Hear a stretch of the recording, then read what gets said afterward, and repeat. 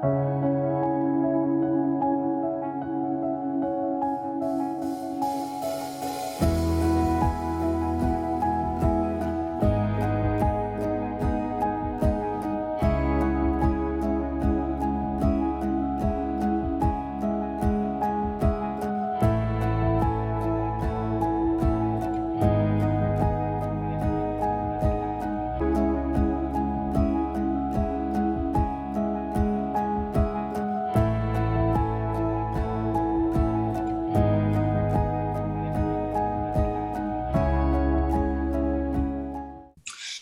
everybody, I'm glad we're here, and today is time for a very unique, courageous conversation. And my guest is Ginger. Now, I can tell you more about herself, and she will. She's going to share her story, which is a incredible, unique, and unusual story, but I'm not sure it's the only story like this, perhaps, that's out there. But I do think this is one of the few individuals in the world that would be willing to tell a story like this. So, Ginger, I'm going to turn it over to you to tell us a little bit about yourself and this story. Sure. Thank you. I'm an 85-year-old speech language pathologist who retired when I was 75. And I had a great, wonderful life full of joy and trauma. So I'm going to skip through that and go to the dementia part. Right after I retired, I began to demonstrate some weird symptoms, bad tremoring, cognitive decline, behavioral issues. But I wasn't diagnosed. They came up with a bunch of them that started with Parkinson's, frontotemporal, because I was playing with my poop. Then they ended up with Lewy body dementia. And I ended up in a nursing home. And I was hallucinating, paranoid, delusionary. I lost 130 pounds in 1 year because of delusional anorexia. Yeah, I did. I was emaciated. It was horrible. But I was put on hospice, and because of hospice, they withdrew all my medications, all 30 of them. Okay.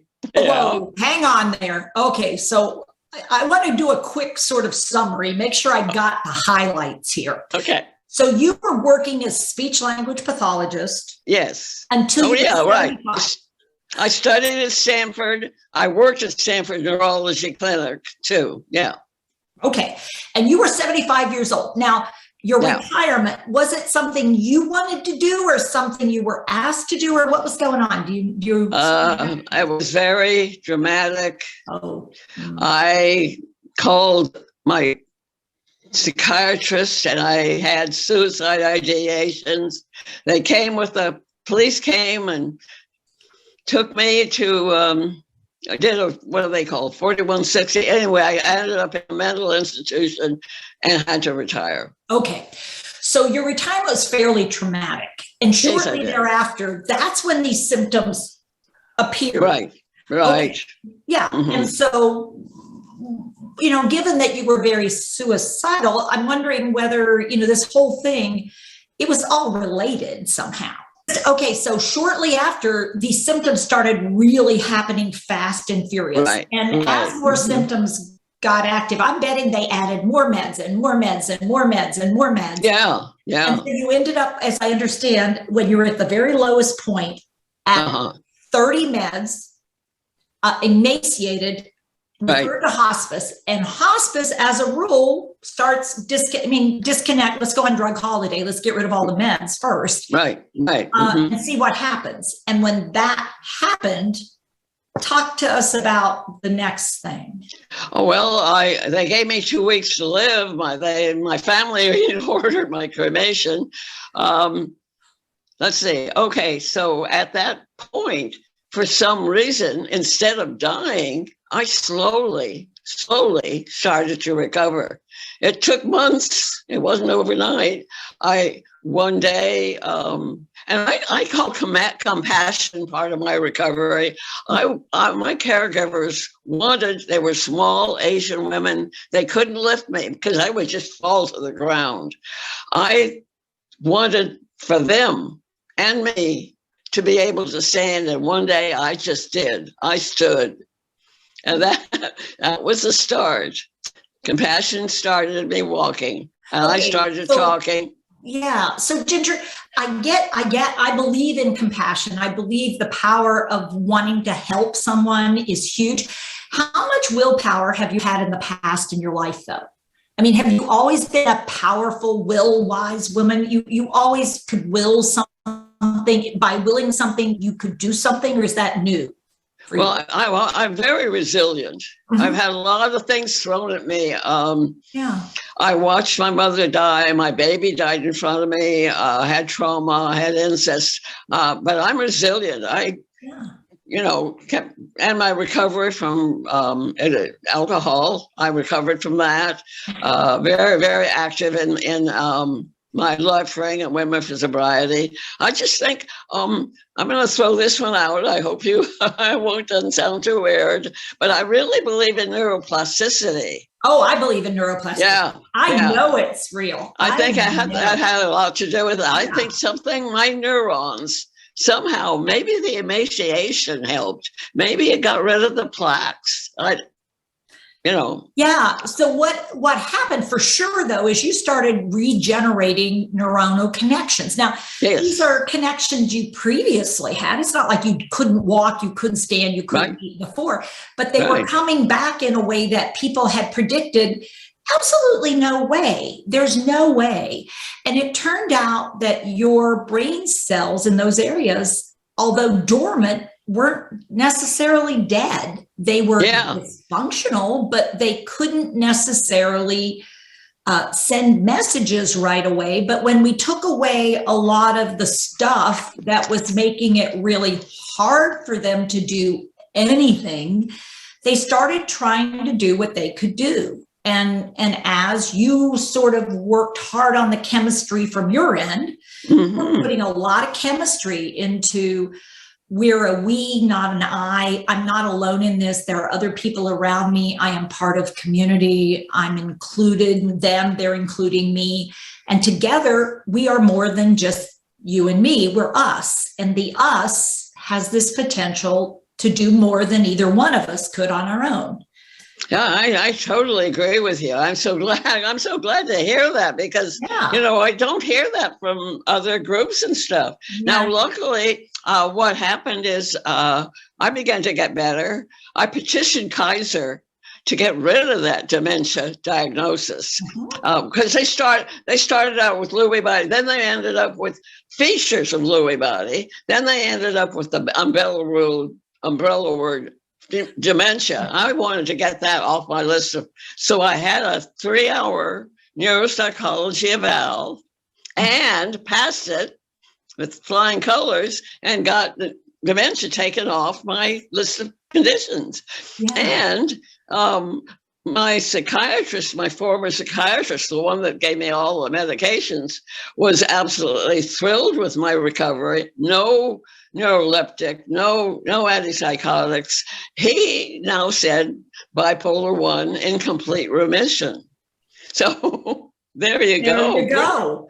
Wow. Yeah. So, I mean, yours is such a complicated history, a life history, a life story, traumas, physical trauma, emotional trauma, spiritual trauma, social trauma, intellectual traumatizing, If there could be more traumas, I don't know where you'd put them. I mean, you'd have to buy a second suitcase to put them in. I mean, honestly, there's no room. I don't even know how you fit them all in there to start with.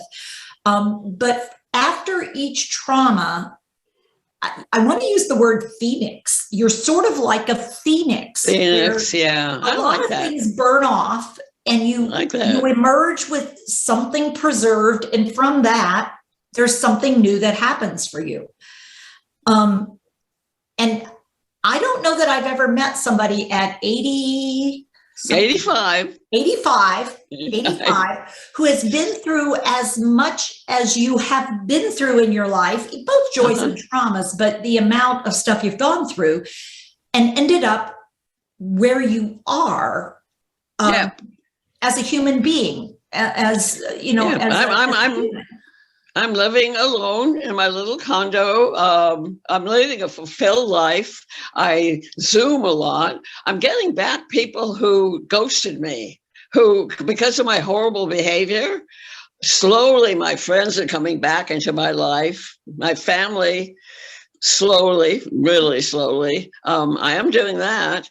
I did want to mention that I am writing my memoir, and I would love to share it. Anybody who wants. So I want to hear a little bit more. Are you good for that, or? Sure. Oh, wow. Yeah. I'm up for anything. Cool. I bet that does not surprise me in the least.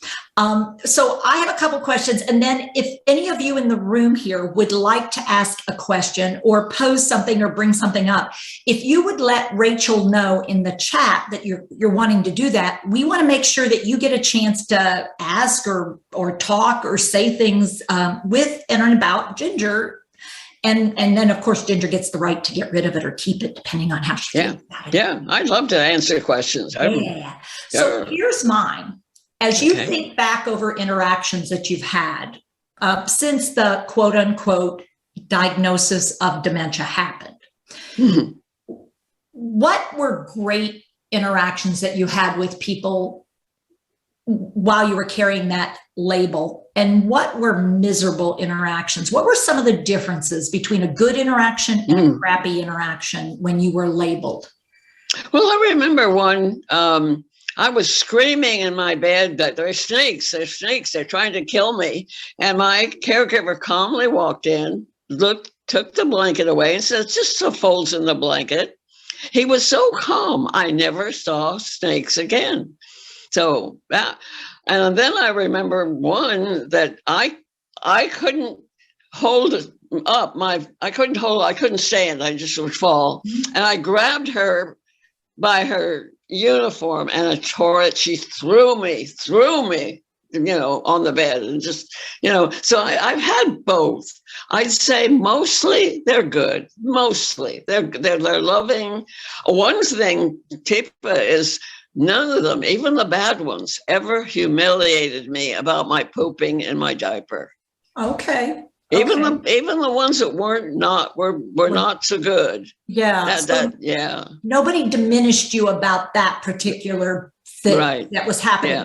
Now, from what I remember of reading, because you did share with me some of your story, incontinence has been an issue for you due to problem with the kidney, problem with function for a long time in your life. At first, it was mostly urine, but then it became sometimes fecal, just not being able to manage that sometimes. Is that true, or was it really unusual to be able to manage your continence lately? Well, I was born with a kidney ailment and had horrible pain. Ended up being operated on, but when I was in these public, boarding schools, religious boarding school, Christian Science, I guess I can mention it, they actually beat me with a hanger in front of the other students. I almost missed it. It was so horrifying in my mind, but my cousin was there and he collaborated. Yes, they did beat you in public. Wow. So that's a belief that, this kind of faith belief where you can be healed by thinking you should be healed. It's a healing by brain alone, and that there couldn't be something physical. You can take anything physically wrong with you and fix it if you have the emotional willpower to do that. And that's a way you heal. And that's unfortunately, when they did do the surgery, my understanding from what you shared is there was actually a third partially formed or a formed kidney that was part of the problem. It was a diseased extra kidney. Yeah, it was an extra kidney that you had. And so even when they got rid of that kidney, you still ended up with two kidneys, but that infected kidney, that damaged kidney was causing you what anybody who's ever had kidney problems will tell you is excruciating pain. Yeah. Yes. Because the kidneys are so well perfused with blood vessels. I mean, they have to be. That's part of their job, is to filter the blood. That blood vessels have nerves in them. And so everything that happens in a kidney is going to be translated as incredible pain, because your blood vessels are all have pain sensors in them. It's just part of the issue was that everybody, because it was so rare for a young girl to have so everybody said I was malingering. I was a drama queen. I was kind of a drama queen. Gotta admit, I went, I don't know if you read about my theatrical thing. I have Dustin Hoffman's wife in 3 plays. But I mean, it was really a true excruciating pain that I had to pretend wasn't happening. And that affected me. Also, I was yellow. I was puffy faced, and smelled. I smelled. I was humiliated. Oh boy. It was pretty rough life, I'll tell you. Yeah. But I overcome it. I overcame it. Through it, and you made it through, and you continue to be resilient. So this idea of stress distress, one of the things I'll sometimes say is, stress is good for us. I mean, we should all have a little stress in our lives, because otherwise we don't develop elasticity. Right. We can't stretch and relax without knowing how to handle stress. It helps us become more vibrant and more resilient. It's only when you get stressed and the stress never lets off that rubber bands get stretched to a breaking limit. And that's what I call distress. When you're in acute distress, you can't think, you can't act, you're just stuck because you can't, you're stretched too thin to do anything other than just maybe not even breathe well. I do meditate. I do meditate. Yeah. When I feel stressed, I look down, this is kind of silly, but I look down my ring. I have a ring, my master's science ring. And I looked down and I said, look, you overcame alcohol, you overcame trauma, you overcame mental illness. And I touched my ring, and I say, you did this, you recovered. Good on you, Ginger. You don't need to be done. You can keep doing recovery and change and this idea of neuroplasticity. I mean, that's a relatively new thing for the science community. They thought it wasn't possible, but we also are starting to learn about neurodiversity. Oh yeah, we are all very different neurologically. I mean, we have similarities, but we're so unique neurologically from the birth of us, so as we're formed and as we develop, we have similarities, but we always have differences. And what we're capable of, we don't really know until we are stressed and relax and stress and relax, and even sometimes distressed. And when we recover from that, we have new potential. But we've maybe lost some things, but we kept some things. Well, what helps with me is I get crusades. Mm-hmm. I'm on my latest crusade, maybe you'll get a kick out of this, is exposing fish scammers on the internet. I go on and I post little pictures and little stories about, you are a scammer, women don't want you. That's my latest crusade. Your little campaign. You've got a campaign going on. It's like, I think that sort of, and of course my campaign about dementia. I'm really active in my dementia groups, Dementia Alliance, Memory. What's the other one? Memory Wars. All of them wonderful people. Yeah. They've accepted me, even though I have this weird recovery, which challenges them, because frankly, I hate to say this, but I think I want to be totally honest here. A lot of the people, the caregivers with dementia, don't want to hear my story. They want to keep their loved ones docile. So they don't like to hear the fact that I had all my medications removed. That's a real difficult thing for folks to contemplate. We have it happening both. It's with professionals and family members and friends.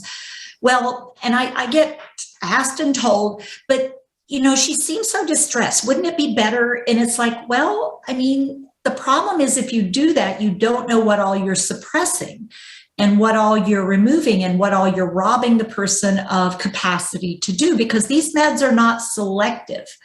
They don't just hit let me hit the go to sleep button. I mean, that's not what these meds are about. That's not how they function in the human brain. And so, to think about, well, there are pros and cons to every med, but when you're doing it, you should always be looking at, is it a temporary thing or is it something? And so what else happened when she took the med?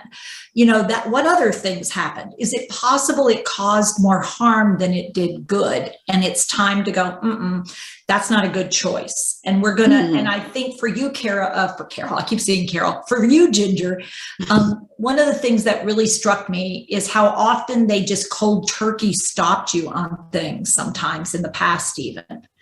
Like for your antipsychotics, they would just go, yeah, we're going to take her off that. And instead we'll put her on this kind of thing. And that's one of those things you go, I wish I hadn't done that. I mean, if you're going to dump a bunch of stuff on, then empty the sandbox gently, because it's sort of like throw everything on and then take everything off. And that kind of thing. I was so psychotic. And one thing I want to mention, maybe if I can, about Lewy body dementia, because of the fluctuations. I would have days when I realized what I did. Wake up in the morning, oh my God, I smeared the poop again. Or behavior when I was angry or psychotic. And I think that's the horror of Lewy body compared to Parkinson's and Alzheimer's. It's just a rise. We have that up and down, and it's horrifying when you see what you've done. And I look back, I still to this day have flashbacks of my hallucinations. They are perfectly clear. They're not like dreams that you forget. I can in detail remember every bit of my hallucinations, most of them about animals being cruelly treated. I was the animal. I was a snake. I was a big black snake. But you know what? I could use lucid dreaming. And I would change the mean big black snake to a pretty chilled green snake, a pet. Cool. So I would love to teach that to caregivers, that they could, when their loved one was having hallucinations, if they could help them change the hallucination into something peaceful, because I was able to do that, and that helped me through my experience. And the interesting thing for me is I had a lady when I was way younger in my career. I was, oh my heavens, I was newly out being an occupational therapist. And I had a lady who was screaming down the hall. And I went down the hall. She wasn't my client or patient, but I went down the hall to see what's going on. I said, tell me what's happening. And she says, there's a little boy trapped in the closet up there. And I said, oh, wow, that's not good. Okay, well, tell you what, let me see what I can do. And I went in and I took the blanket down that was crunched up in the corner of the closet. And I said, I think maybe I dealt with it. Is it better? And she said, yes. How did you do that? And I said, I got the thing down. I got him down. And I didn't argue with her that it wasn't a little boy or anything. I just said, I got him down. And she went, thank you, because he's been crying. Oh. And what was happening was there was a lady 3 rooms down who was crying. Uh-huh. Mm-hmm. And so her brain took data and put it together in a way that was inaccurate from my point of view and the reality of what I knew. But in her mind, it was crystal clear. And my willingness to go rearrange the closet rather than just say, there's nothing in there, blah, blah, blah, blah, blah. Mm-hmm, just like the guy who, instead of saying there are no stakes, said those are wrinkles in the blanket. And your brain went, oh, yeah, now that I'm looking at it, you're absolutely right. It's wrinkles in the blanket. But if you had said, well, there's still snakes there, I might have, I'd have tried, okay, well, is there something I can do to help you get rid of them? Because that can't be okay. I can't imagine that you'd be okay with snakes in your bed, frankly. Right. And I told myself, no more snakes, no matter what. Well, I had a hallucination. I was able to control them a bit. Yeah.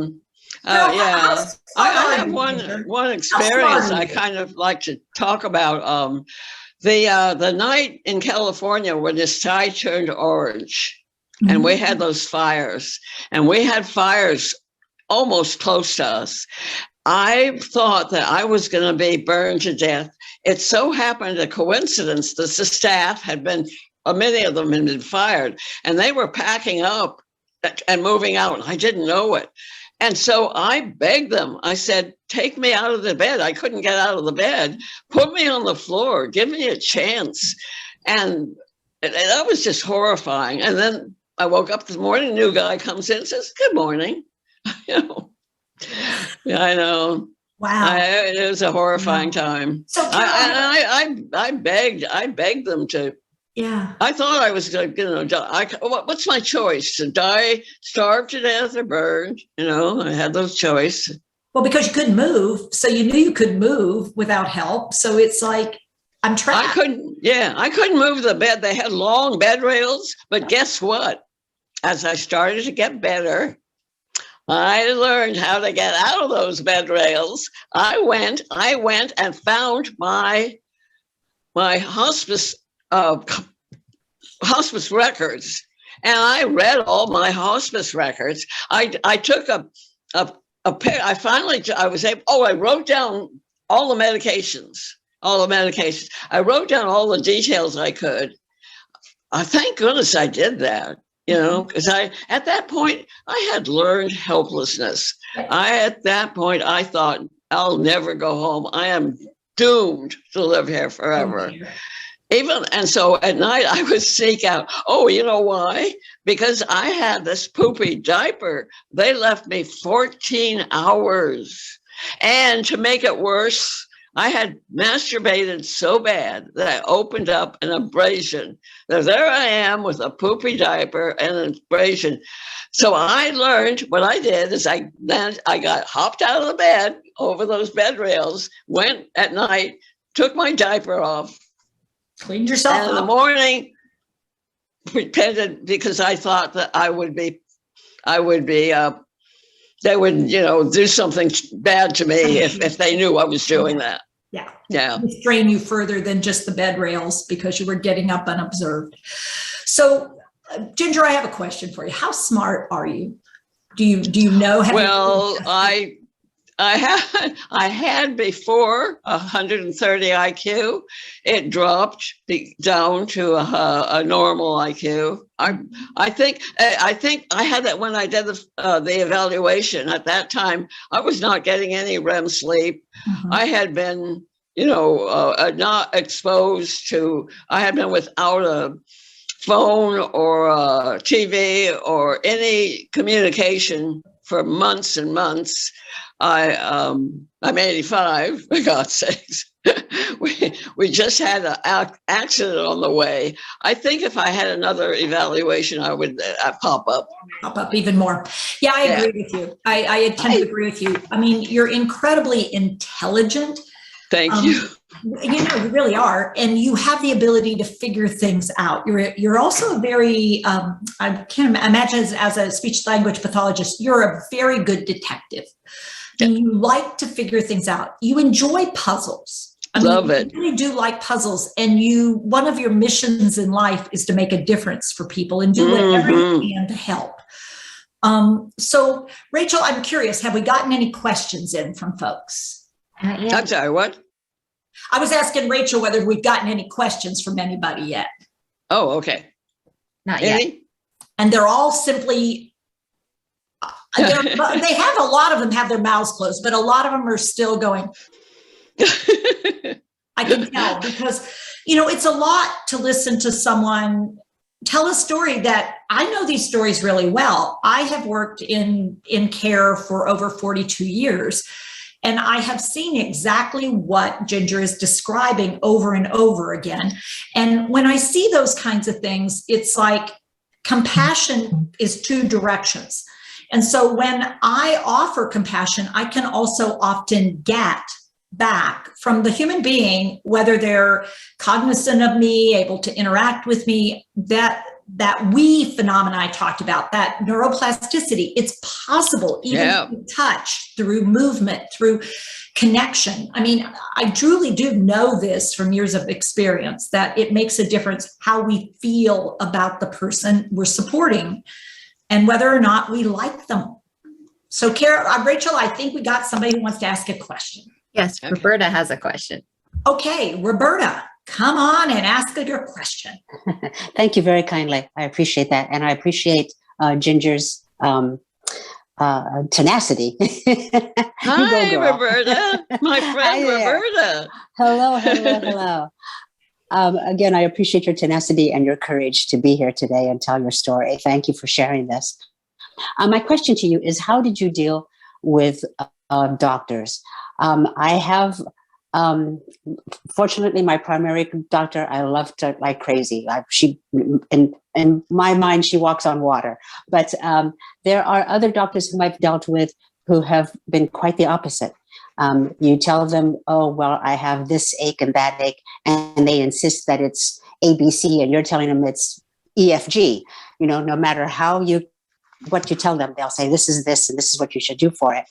How did you deal with doctors? Were they amicable towards you and towards your changing diagnosis? I mean, again, doctors will get stuck in this one idea that, okay, you've got this, and then they'll just, do the domino effect and keep going with that. Exactly.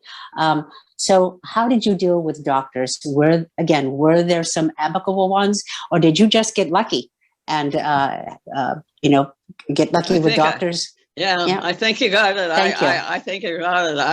I got lucky. I have Kaiser. I used to work at Kaiser as a speech therapist too. I'm a long time Kaiser. I put myself to college as a medical transcriptionist. I worked a 40-hour job, and I took 20 units once. I got all A's. I graduated with high honors, so I want to throw that out. About the doctor thing, I was lucky. They were wonderful. They did their best, and they were kind, but they didn't come up with the right diagnosis. And now they're very shocked that I have recovered like that, because people just don't, but they honor that. And I have written proof of it. I'm not just talking out of my head. I can show people the actual evaluations and prove that I am recovered, and I did have dementia. Mm-hmm. Thanks for asking. Yeah, no, that's a really good point. And so I think not all medical providers, whether they're physicians or nurse practitioners or psychiatrists, are open to the idea of being wrong. Oh, right. It's like making a mistake, and it's like, you're an anomaly. I'm just going to say, you are an anomaly. You are, I'm going to say another word, weird. You don't fit the mold, and you're a zebra. Or maybe even a phoenix. You're so weird. I think, they think you're like an imagined animal, like maybe you're like a unicorn. And so this whole idea that, there aren't unicorns, it's like, well, maybe instead we should say, well, geez, I've never seen a unicorn, but she sort of acts like a unicorn. Isn't that weird? I've never seen a unicorn, but maybe there are unicorns now that I see one. I sure looks like a unicorn, acts like a unicorn. I just didn't know there were unicorns. Sort of like, I don't know, you're old enough, Carol, you probably remember the, back when the Irish Rovers, where they did the unicorn song? Where I love that song. Got left where the ark filled up with all the other animals, and the unicorns were out having a good time. And, and they just sort of floated away, but maybe they survived somehow. And so there are perhaps some unicorns among us.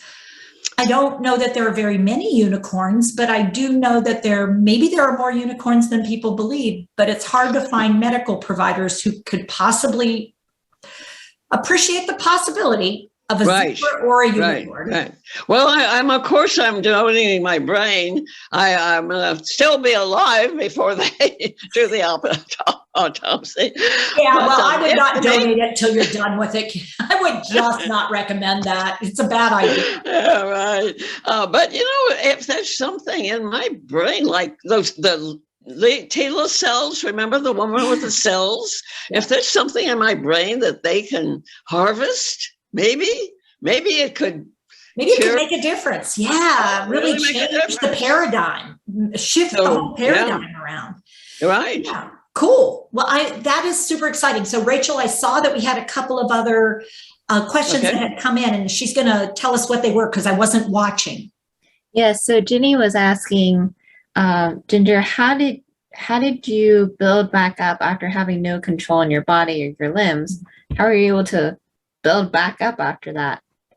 My body, I went from just collapsing on the floor to being able to stand. I think I told the compassion story. What was kind of awful is I was bedridden so bad that they had an undulating mattress to keep me from having bed sores. I mean, I was in bad shape. You couldn't shift your weight around at all. You were stuck. You were literally stuck in one position. So I really kind of don't have an answer for it. I wish I did. Did you start with your trunk first, or you stood? Do you remember feeling whether it was solid standing or just sort of like if they got you in the right place, you could hold your balance? Well, there were a couple of them were holding me. Okay, so trunk a little bit, and if they got you in the right place, you could lock up and hold still. Right. Yeah, that's what happened. The first thing was locking yourself up so you could stand. No, and I was determined. I was determined that I'm going to stand today. Yeah, and I'm wondering if maybe the next kind of thing might have been just a simple weight shifting, just a tiny bit of moving off center and then coming back without collapsing. Could have been, yeah. And later would be when you learn to use your arms again.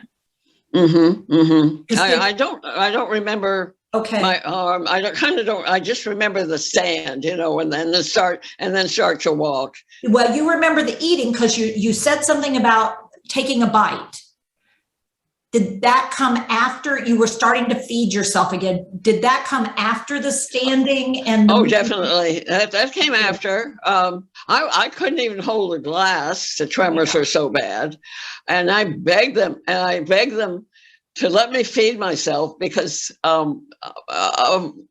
just, I can't, hard to explain.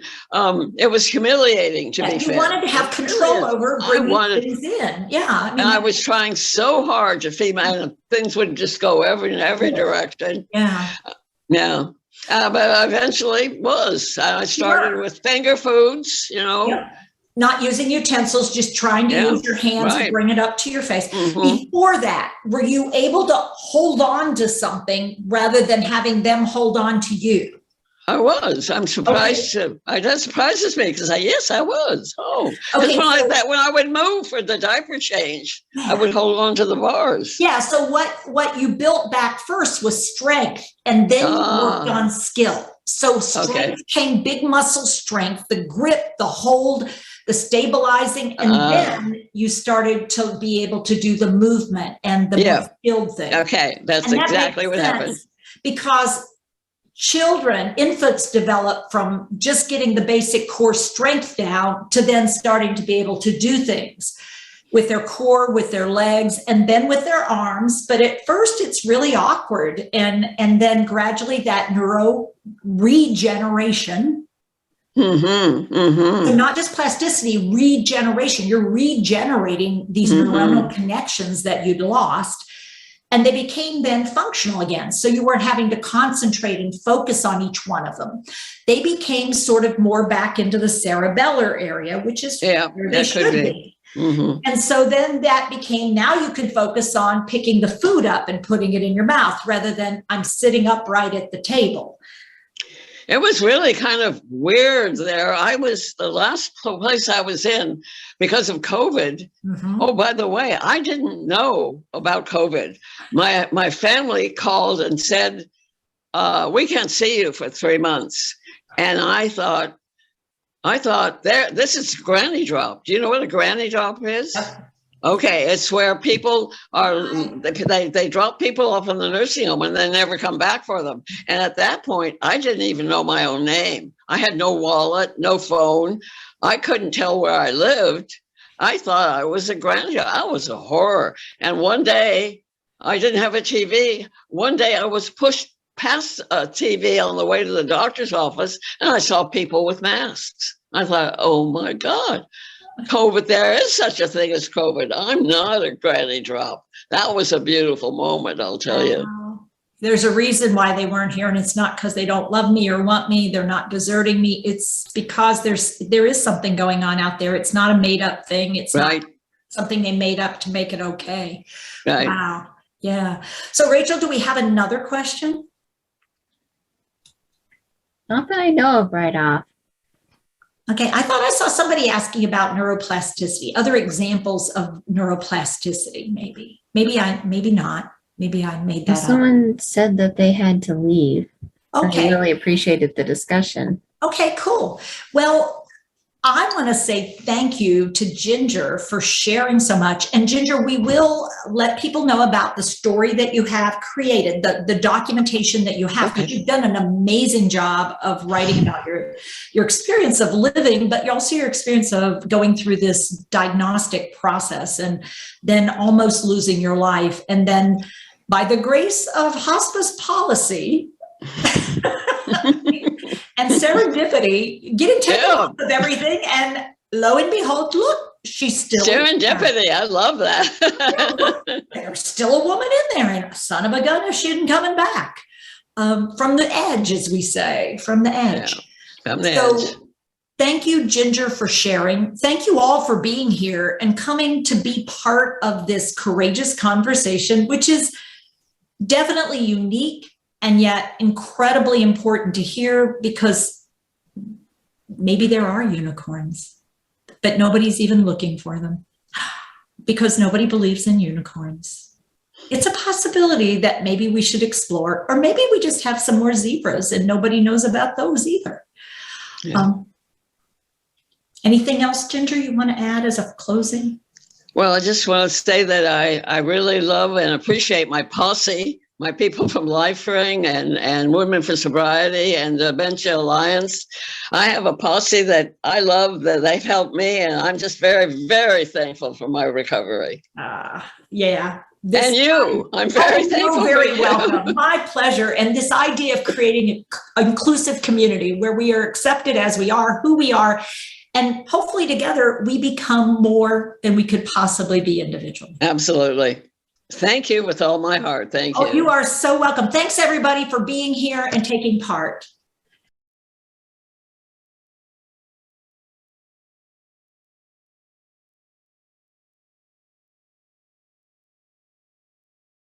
Hi, I'm Tifa Snow, and you just found our YouTube channel and watched one of our videos. I'm the owner and founder of Positive Approach to Care. Thanks for watching. And if you liked, if you have a comment about, or you would, please share it with people you know. Oh, and if you haven't yet done it, consider subscribing. We'll let you know when the next new video comes out. And you might want to visit our website, www.tipasnow.com, where you'll find other resources as well. See you there.